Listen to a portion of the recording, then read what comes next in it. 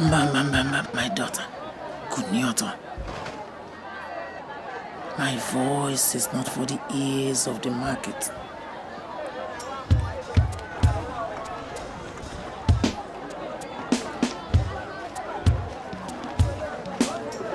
You, my daughter, are in danger.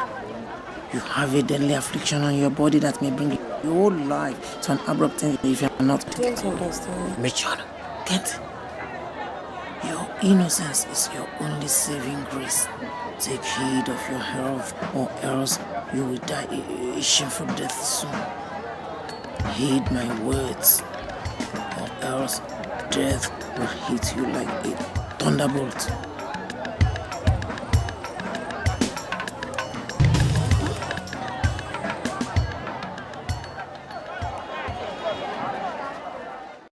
Ngozi, take, drink up. Was he fat or thin? Was he tall or short? Was he as old as Daddy or older? Look at me. What was his manner of speaking? Did he talk like anybody? He spoke Igbo. What? Atoleyo. He spoke Igbo. Think, girl, I said. Not go insane on me. He spoke Igbo. It was a sentence, but I heard it clearly. Like... Michonna, Kent. A voice I've known all my life. Like... God, I don't know. The cane. What? My grandmother's cane. Your grandmother is dead. I know, but that's the voice. I know that voice.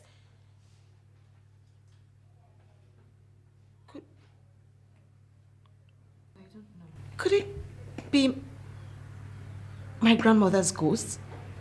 Maybe, maybe not. Better be sure than sorry.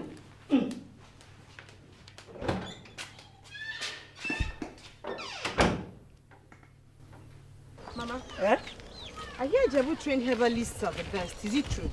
Ijebu trained, okay. A herbalist is a herbalist, be he Hausa, Igbo, or Yoruba, as long as he knows his onions. Well, they say shh. Hello, Baba. Baba.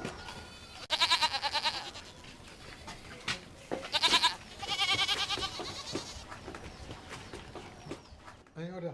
Come on, Joko. Is she?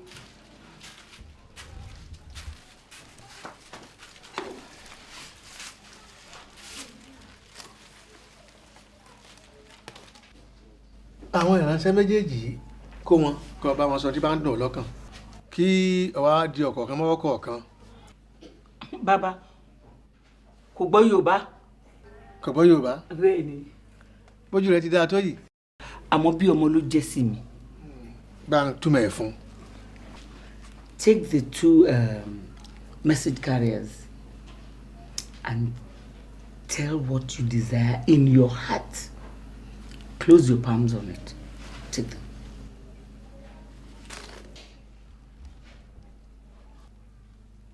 I want to know... No. Quietly. More to your heart. The oracle understands the spirit, not grammar.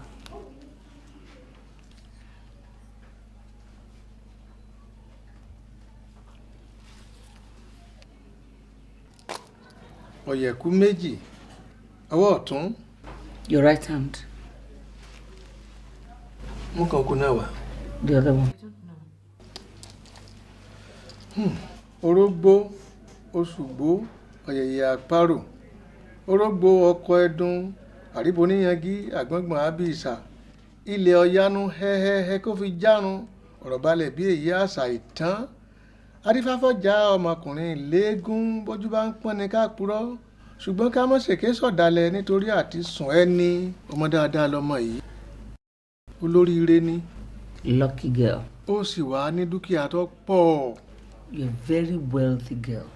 Ṣùgbọ́n bí tí ń ṣe é tó àwọn èèyàn ò fi re san fún un. But as you're doing good to people, they pay you back with wickedness. Ìbá sì ti kú o.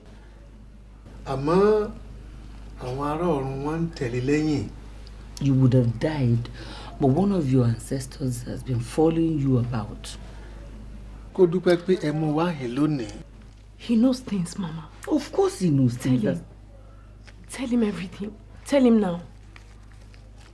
Baba, ọmọ mi ní àti gbọ́ gbogbo ǹtẹ́ sọ àmọ́ ó sì tún kù. Àwa náà mọ̀ pé ó kù. Ó kù. Ẹ ká lọ. Ẹ ṣé bàbá. Yá lọ yẹ̀wò.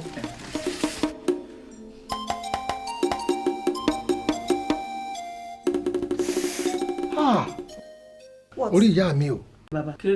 Ìkàmọ̀ làwọn èèyàn o. Òkú lọmọ tẹ́ ń bá rìn yìí. What's wrong with me, Mama? Magun. Mama, talk to me. What is it? Wọ́n ti fi mọ́tò sí láà. Mama, what's wrong with me? Somebody has put magun on you. Maggie. Magun. Kí ni mo ṣe máa ṣàlàyé ẹ̀ fún? Magun kì í ṣàrùn. Magun is not a disease. Ṣùgbọ́n ikú ni. It is death. Ẹni tí bá ń ṣèṣekúṣe tí ẹ bá fi lé la, ẹni tó bá bá ṣèṣekúṣe yóò kú. Put on you so that anybody who commits adultery with you will die.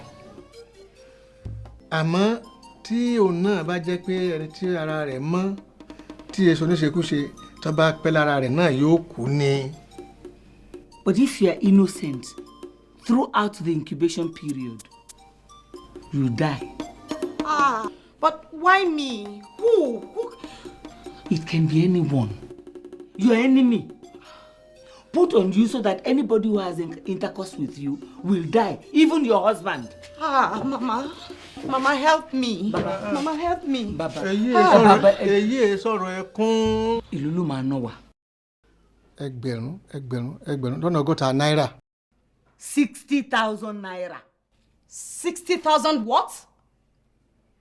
Baba. Èbú tẹ́ ń fọ ìyá ọ̀mọ̀ràn èmi ọ̀gbọ́ yìí o, àmọ́ kò lè dín o. Mama, let's go.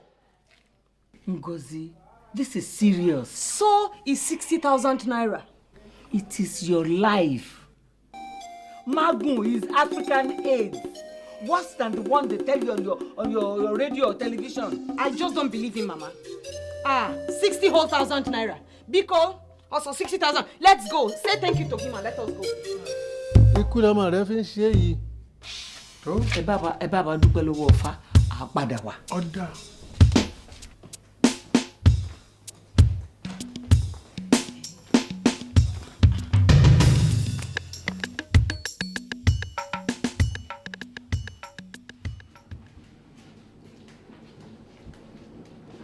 What makes you think all the herbalists want is your money? I don't care. Then how come the oracle knew all those things about you? Things I only know in Oleyo. I am not going back. Magun. Don't you even want to find out who put it on you? If not for your sake, your husband's. What if it is put there for him to die? I just don't believe anybody would hate Yinka and I that much.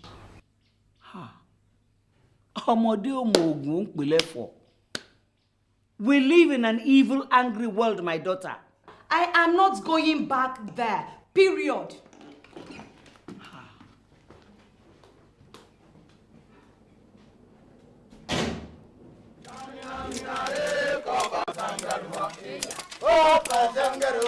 Three months more. 3 months more. Now 3 months to remain. No, we go for car. Stop it! This isn't a concentration camp. Lighten up, Ngozi. What's your stress? I'm sorry I snapped, Janet, but don't talk about time. I don't want to count the days. Tell me, Ngozi, is something wrong with you? No, it's nothing. Nothing. I'm sorry I snapped.